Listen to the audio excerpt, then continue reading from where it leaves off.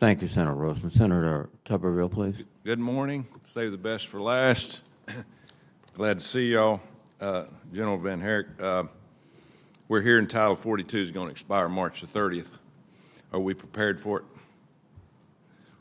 I would defer to the DHS. That's their mission. We are actively planning based at the request of DHS. I don't have a task to do that at this time, but I understand the department is working through that with DHS.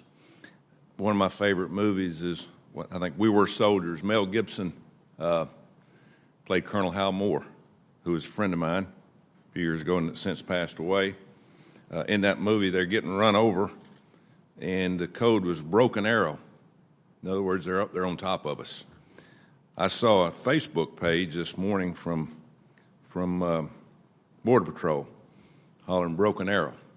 We got huge problems, and I know we got huge problems all over the world, but it doesn't seem like we're addressing this enough. And we're going to have to sooner or later because it's really going to affect, and it is affecting our country as we speak, but with the drugs and all that. But just wanted to bring that up. Hey, given your 3,200 hours of flight time, you've flown about everything, I guess. Is there anything you haven't flown? There's plenty. I haven't flown what General Richardson flies, helicopters. A former Thunderbird Squadron Commander, J.V. Venable, recently wrote that a fighter pilot needs at least 200 hours a year or 4 sorties a week. In coaching, we call it practice. But the Air Force and Navy flight hours have fallen to historic lows. Is that concerning?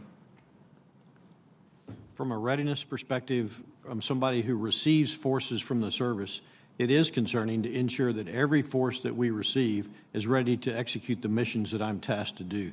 Best answered by the services specific to their actual training, but it would be concerning if the trend continues to drop on the flight hours.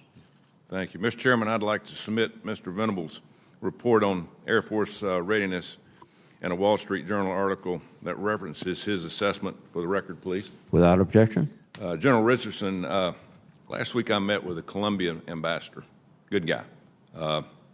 They're huge allies.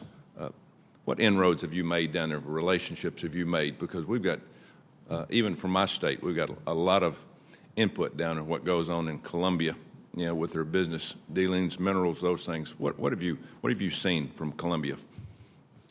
Our number one security partner, and I look to them as like a key linchpin to the security and the stability of the region, quite honestly.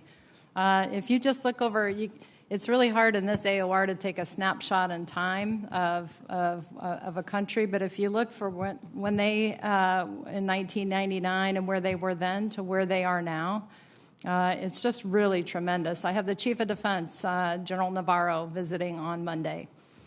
We had our staff talks, Southcom, Colombia staff talks in January. That was first country I visited in the AOR when I came into command of Southcom. So our relationship is excellent. It's strong. We share information. We're constantly communicating. Again, it's coaching, teaching, mentoring. I look at our partners. I mean, they're there on the ground. They see the threats. They're dealing with the threats every day. We have to have those good relationships with them in order to increase our domain awareness, to make up for what I don't have in domain awareness and ISR and things like that. But the partnership gets you the trust and the access and the presence with your partner nation. It's obviously going to be a big key for us in your AOR. But thanks to y'all. I'll cut my time short. I yield. Thank you very much, Senator Tuberville.